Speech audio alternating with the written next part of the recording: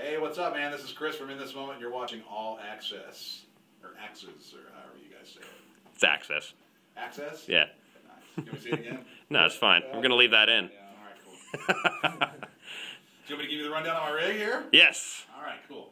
Well, since I don't know really much about my rig at all, I'm going to just discover it from the beginning here. First, we start with the Sennheiser wireless over here that I've had since 2006. That thing is still going strong with all the gaff tape holding it together and everything. We come out of that into the crankshaft pedal, which gives me a little extra gain and bite. It's by crank, and I got all the knobs taped down so they don't get kicked or turned. And then it goes from that into the EVH wah from Dunlop, amazing. I'm using the Boss noise suppressor just because it cuts my gainy tone better than anything else. Into the tuner, which also the Boss tuner is like the best one for some reason, I don't know why, but it just rules. And then I got a foot switch here for the changes from my clean to distortion, and then I have a boost for my effects loop. You're using the SKB power board, right? And this is my second one. The first one lasted like 3 years, and then I got this one and it broke like within 3 days, but I'm still using it. And it has a nice handle broke off. I noticed you have the Dunlop got smart, or Eddie Van Halen got smart in, like, so yeah, you the know. lights are nice. Yeah, so you know when your wah's on, yeah, in case you can't hear yourself.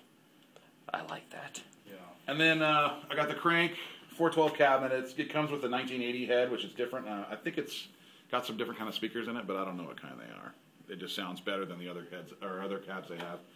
And the 1980s heads, I love them. They're like the newest head they have. It's got a really clean tone. It's supposed to be modded after like the early Marshalls that were hot rodded. It's supposed to be kind of like that, so it's not real super saturated like the Frankenstein or the Rev Plus. But I love it. It sounds really good. It's clean. Got good response. And then I use this Dunlop carbon copy delay through the effects loop. So when I kick it on, it's just got the delay on there all the time. All right, let's see these guitars. All right, I pretty much have been with Schecter since the band started. And I started out playing the Hellraisers, and I just kind of like them and I'm comfortable with them. So my main, we have a bunch of different tunings, and one of the tunings is Standard B. And this is my main for Standard B. It's just a white Hellraiser.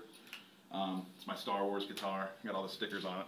Looking for more stickers In This Moment, fans. So if you want to get me some, send them to my house.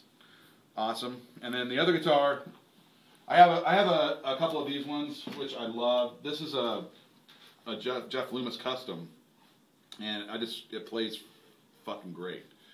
And it looks cool too. Yes, so I have a couple of these it's okay. You can say fuck. I noticed a little hesitation there. Raw cable. Fuck it, man. Yeah, this is my zombie guitar. It's like basically the Jeff Loomis. And I have another one that I have in this tuning as well for backup. It's really freaking heavy, but it's a great playing guitar, and I love it. That's my shit. I got a couple of these, a couple of those, you know. What's the, do you know what the body's made out of? I don't know, man. Mahogany, probably? Probably. It's pretty freaking heavy. It is heavy. It's as heavy as like a Les Paul almost, but it's not, obviously. But yeah. Cool. Schecter. Right? So that's it. Then you just take 2 guitars with you out on tour and that's it? No, we take 4. I take a main and a backup for each tuning just because if something happens on stage, you want to be able to just walk over, grab the other one, and throw it on. Mm-hmm. But these are the main ones I'm going to be playing on this next tour coming up. I switch them out here and there. I have black ones and red ones, and I have a couple of Vs. The Vs are a little hard to play, so I don't really play them, on tour. But I got some with tremolo bars too, but I don't like taking those on tour because it's just more shit to deal with. I like the simplicity of just tuning it and playing it. Less is more in my world. You're going to talk to Blake in a second, where more is more in his world. That's what makes you guys a duo. Yeah. You complement each other. Cool. All right, Chris, show us some of your tones and show us how this works. You guys just asked me why I had the wah where I have it in the chain, and I basically answered that I don't know. Because I don't know. I just hook it all up the way I want to hook it up, and if it sounds good, I play it. You know what I mean? I'm not like, oh, the slight this or that is affecting the overall tone.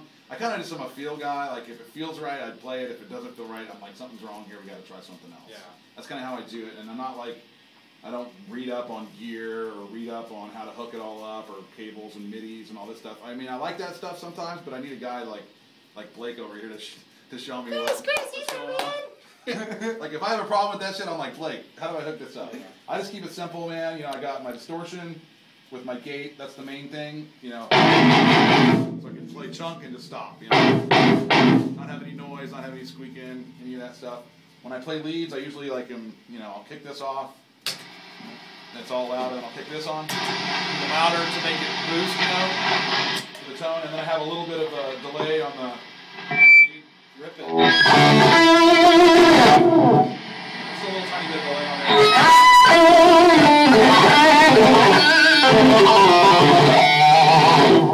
And then I use the wah too, like with leads, you know.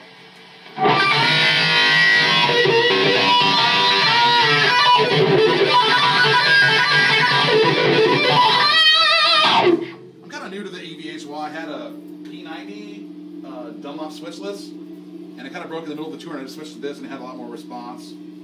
So I use the wah on leads a lot. Not every lead, but some leads I do. And I have the crankshaft on pretty much all the time. The only time I turn it off is if we go to like a clean part, where I have time to dance around the pedal board like this. And then, you know, just a plain, dry, clean tone. I don't have like delays and choruses and things on it. That's all cool, but I'm just not set up for that. And the reason I'm not set up for that is we do a lot of festivals, a lot of throw and go shows, as you guys know what I'm talking about, where you just got to get your shit up there quick and get your shit off quick. And the worst thing for me is to have something going wrong and not know what's going on or where to try or where to look. And with this more Sounds simplistic, like my ring.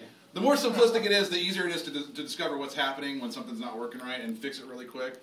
And Blake could even tell you, he's got more bells and whistles and stuff, and his tone has got a lot more options and things he can do with it. But when something happens, it could be a nightmare for him. I've seen him like just, they don't even know what's wrong. He'll eventually just throw his guitar on the ground and walk off the stage. You know? And that's why I keep it simple. Maybe I'm just more like just conservative as a guy, but that's it. And then it's like clean and distortion. There's no like middle ground tones, or if I want a middle ground tone, I roll off the knob a little bit and keep it like that.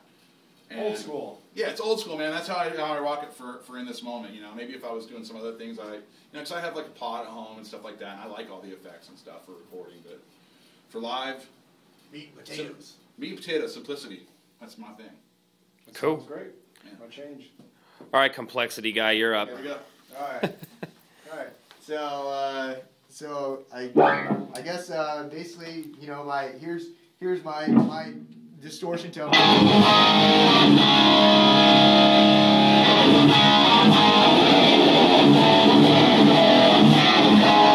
know, basically what I want to try to go for is just a ballsy kind of like low end, not too overbearing or whatever, but you know, just there enough to like shake your nuts a little. And then also, you know, a lot of clarity. I love clarity in distortion tone, and I find that using like too much distortion or maybe even not the right pickup, you know, whatever kind of stuff that you actually want to use to get you the clarity, you know, basically just, you know, so that every single note that you play is there, you know, and I'm one to play a lot of, you know, instead of just kind of that kind of stuff, I try to do like a little,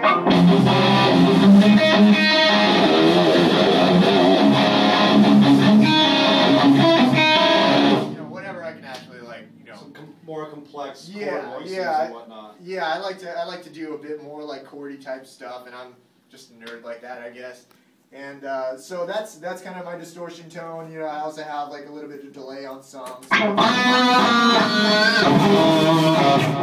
can hear it after that.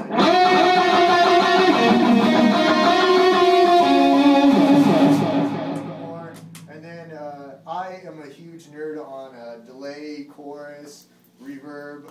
When used, you know, appropriately, of course. But you know, a lot of my sounds for clean. You know, derived from a lot, you know, delay and things like that. So I also love using like volume swells. So you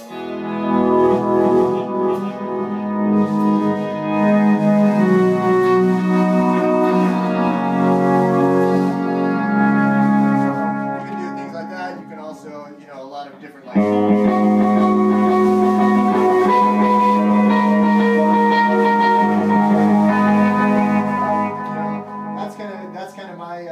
My kind of philosophy on distortion and clean. Of course, like a lot of my clean sounds, like I'll throw on some like tremolo, vibrato. What else else do I have on here? God, I have too much. Do on here, actually. that one. Oh, that one. Oh, yeah. I call it the Rapapoach setting. But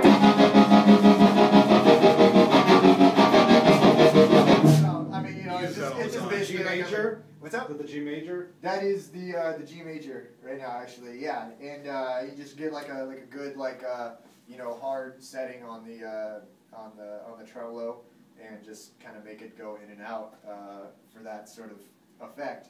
Let me think. You can also do things to where, you know, you can I can harmonize. So if like Chris and I are actually doing like a third part harmony, or not third, like a third, you know, him and I are just harmonizing with each other on thirds or whatever. I can come in with like a fifth or maybe a sixth or whatever, and I can make it so that it sounds like a 3-part harmony. So let's say he's doing like a third for something like, so that's me, and he's doing his third, and then I can actually there it is. I can actually, you know, harmonize with it. Just make it a little more interesting. TC. Yeah, TC yeah. Intelligent. That's the love of effects and all that type of shit. And then you know, I also have like a lot of different stuff that probably I didn't use like on the record, but it makes, you know, live, you know, playing for either me or for, you know, crowd listening a bit more interesting than, you know, than what you would normally hear on the record. So so yeah, I mean, like I'll add in like, you know, just like even like just a little bit more like